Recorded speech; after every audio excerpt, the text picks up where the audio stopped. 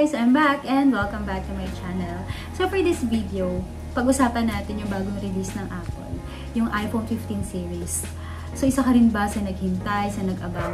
Kasi alam nyo, ako talaga hinintay ko. Actually, na-mention ko sa last video na in-upload ko na may plan talaga akong mag-upgrade sa iPhone 15 even before yung gamit ko pa yung iPhone 13 Pro Max. Kasi right now, yung gamit ko itong iPhone 14. So, ayun, napanood nyo ba yung video o yung live stream kaninang madaling araw ng Apple? Bali, September 12 siya, 1 PM US time. Pero dito sa atin, sa Pilipinas, September 13 siya, tapos 1 AM or alauna siya ng madaling araw.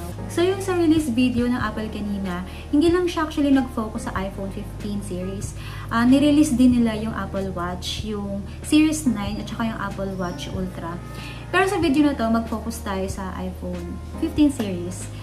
And kung hindi mo to napanood, parang gusto mo magkaroon ng idea kung anong bago or kung anong meron ngayon sa iPhone 15 series, then sana makatulong tong video na to.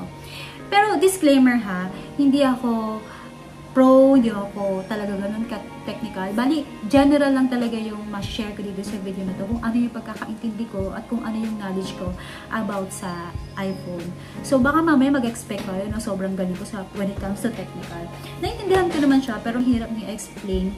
So, ayun, baka di magkamali ako. So, hindi na rin ako magsasabi ng mga kung ano ng mga technical terms about dito sa iPhone 15 series. So, again, in general lang to ha. Disclaimer yan.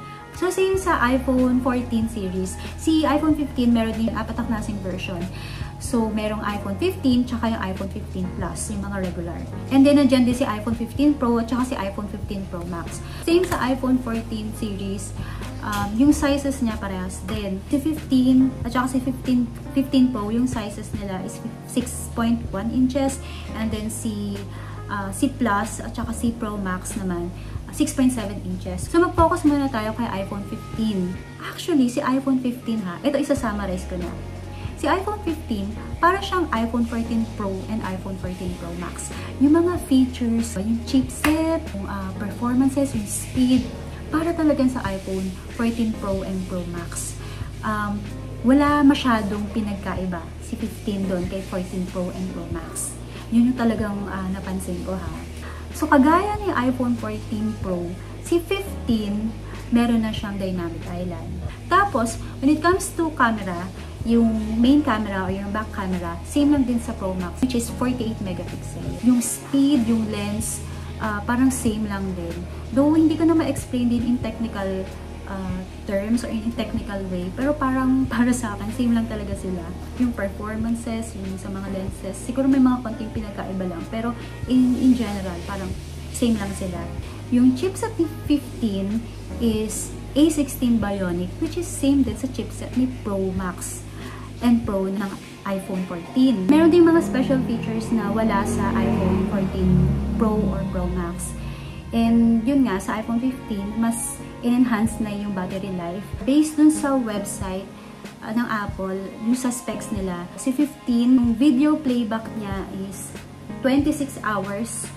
While kung i-compare kay 14 Pro and Pro Max, yung video playback niya is 20 hours. Merong bagong feature which is yung roadside assistant via satellite. Kung halimbawa, nasiraan ka tapos walang signal, tapos hindi ka rin makakonect sa Wi-Fi. So, pwede mong gamitin itong feature na to para makakuha ng help. Pero itong feature na to, as of the moment, parang available lang siya sa US muna. So, parang hindi pa na-mention kung kailan siya magiging available sa ibang countries. And then si iPhone 15, USB Type-C na siya. So, if I'm not mistaken, ang pagkakaalam ko, universal cable or port yan. Ang alam ko madalas sa mga Android phones. So, meaning, if wala kang charger, ang meron ka lang is yung charger mo sa Android phone mo, is pwede na siyang magamit, diba? Tapos yung isa pang naalala ko, yung AirPods mo, pwede mo na siyang ma-charge gamit yung phone mo. Actually, madami namang nabanggit din ng mga additional features. Ayun nga lang, very technical na nga lang siya. Pero kung ako yung tatanungin nyo, si iPhone 15, parang si iPhone 14 Pro or Pro Max lang na in-enhance. Sa iPhone 15 pala, available siya sa color blue, meron din siyang pink, meron ding black, meron ding yellow, at saka meron ding green. Pagdating naman sa price, kung ano yung price ng iPhone 14 nung nirelease siya last year, same lang din siya sa iPhone 15 and iPhone 15 Plus.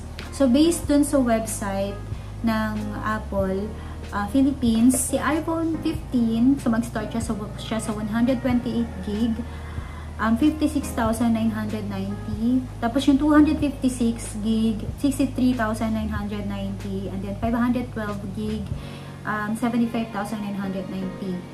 Pero syempre, kung 15 plus naman yung bibilin nyo, mas mahal siya syempre ng konti kasi mas malaki siya. So, yung 128 niya, it's around 63,990. 256, 70,990. And then yung 512 niya, it's 82,990. Sa iPhone 15 Pro naman, in fairness, ang daming mga changes din naman talaga, mga enhancements. Sige, pag-usapan natin yung specs or yung features. So, si iPhone 15 Pro and Pro Max, build siya in titanium design. Ito na yung pinaka-premium na material na ginamit ng Apple sa buong iPhone series nila. Si titanium kasi durable, strong, and lightweight.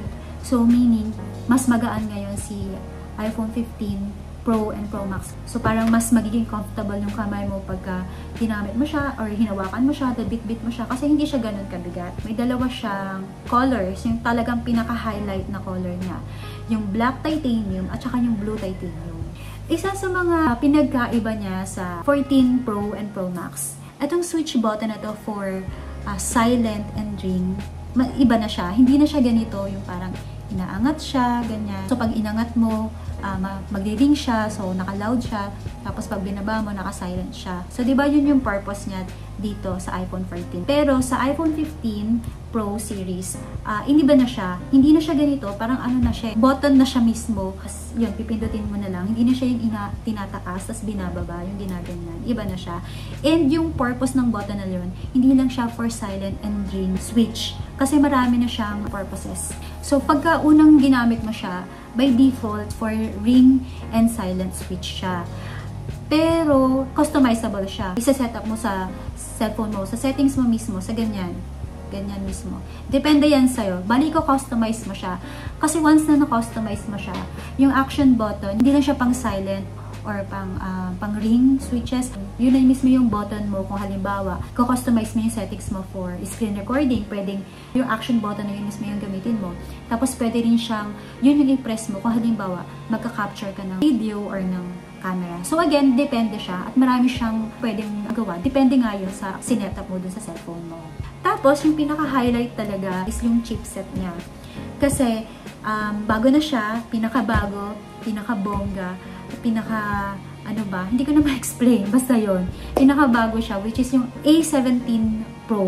So yun, in technical terms, hindi ko na siya ma-explain, pero yung pinanood ko naman yung video, naintindihan ko naman siya. Basta alam ko, mas mabilis siya, mas bongga. Tapos marami siyang ganap, marami siyang mga pinagbago. Dahil sa chipset na to is mas na-enhance talaga yung performance ng iPhone 15 Pro. Like sa mobile gaming, dahil sa chipset na to, yung graphics niya mas bumongga, mas gumanda, mas naging smooth. So, dahil sa A17, mas madaming magagawa when it comes to mobile gaming at saka sa camera. So, kumbaga parang yun talaga yung pinaka nag-focus si Apple eh. Yung sa enhancements ng mobile gaming experience at saka sa camera and video. Sa mobile gaming experience, like for instance, may mga games na sa PC or consoles lang nalalaro. Like, yung example dito yung Resident Evil. Diba sa console lang siya pwedeng malaro? Pero dahil nga sa A17 Pro, is pwede na siya malaro or ma-download sa 15 Pro series. And hindi pa siya available ang pagkakaalam ko. Pero later this year ata. Ang alam ko din pwede rin yung Assassin's Creed. So ang alam ko sa console lang or sa PC lang siya pwedeng malaro. Pero sa iPhone 15 Pro pwede na siyang ma-download, pwede siyang malaro. Pero hindi pa sa ngayon, baka later this year or baka early next year. Tapos kagaya ng 15, USB na rin siya, USB Type-C. Pero may difference yung dalawa. Si 15, yung USB niya is USB support 2 and then si 15 Pro naman is USB support 3. So, meaning si iPhone 15 Pro, mas mabilis yung pag-transfer ng mga data kung i-compare sa 15. Parang namang mabilis, pero mas mabilis nga lang si iPhone 15 Pro. So, sa camera naman tayo ng 15 Pro, mas powerful talaga yung camera ngayon. And makikinabang talaga nito. Yung talagang ma-enjoy yung powerful feature ng camera na to. Mga photographers, mga videographers, mga filmmakers. So same sa iPhone 14 Pro series, yung back camera niya is 48 megapixel then. So same lang, pero ito mas in-enhance siya. Gawa na rin dahil sa powerful na chipset which is yung A17 Pro nga, 'di ba? Mas madaming magagawa. Tapos ang one thing na napansin ko dito is mas nag-focus sila sa mga low lights. Like gabi ka mag-picture is makukuha mo pa rin yung details nung pinipicturean mo. Tapos napansin ko din, meron na ring night mode, yung portrait. Tapos din si iPhone 15 Pro, yung optimal zoom niya 5 times na. Siguro kitang-kita na yung pores mo doon, no? Pores ng mukha mo. Mention ka na rin sa inyo yung mga prices niya. Si 15 Pro, mag-start siya sa 128 gig. So, same sa 14 Pro. So, meron siyang 128 gig. So, yung 128 gig ng Pro is 70,990. Tapos, si 256, 77,990. Tapos, si 512 is 89,999. Tapos, meron tong 1 TB which is 101,999. So, yun yung sa Pro. Tapos, si Pro Max naman, syempre mas mahal to.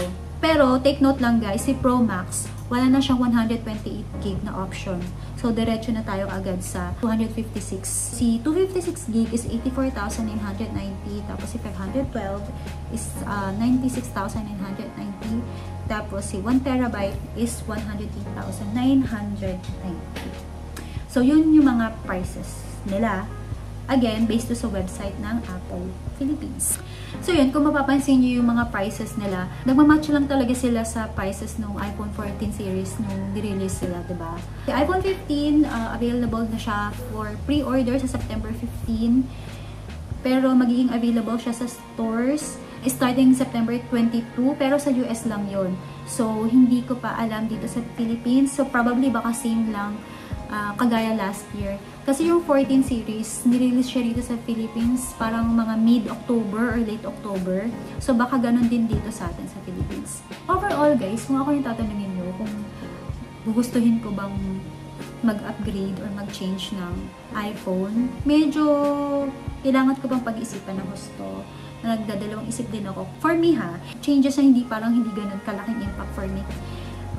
Kumbaga para sa akin, wala masyadong changes. Kasi yung upgrades or enhancements na ginawa ni Apple, ang makikinabang talaga nun is yung mga super techy na talaga na mahilig mag-capture ng moment. Like, yun nga, sa camera, sa mobile games, yung mga videographers, yung mga photographers, yung mga filmmakers, yung mga nagig-stream, ng mga mobile games, ganyan. Pero kung halimbawa, kung ako yung tatanungin nyo, i-recommend ko ba siya? Depende, actually. So, kung halimbawa, iPhone 14 Pro user ka, tapos parang gusto mong mag-upgrade sa iPhone 15, I would say go for iPhone 15 Pro or Pro Max para talagang mas ma-experience mo yung changes. Pero kung halimbawa, gusto mong mag-upgrade, major upgrade, let's say, you're an iPhone 13 users or 13 below users, tapos gusto mong mag-upgrade pero hindi ka naman ganun kaselan sa mga graphics, or gusto mo lang talaga mag-upgrade kasi syempre, diba, iPhone 15, hello, diba? Ang laki ng changes niya. Go mo na yung iPhone 15. Depende talaga sa pangangailangan. Sana nakatulong itong honest reaction, honest/honest review ko. And sana makatulong to sa pagde-design nyo. So, ayun lang po muna. And yeah, thanks so much for watching my video. Please do like and subscribe to my channel. Bye!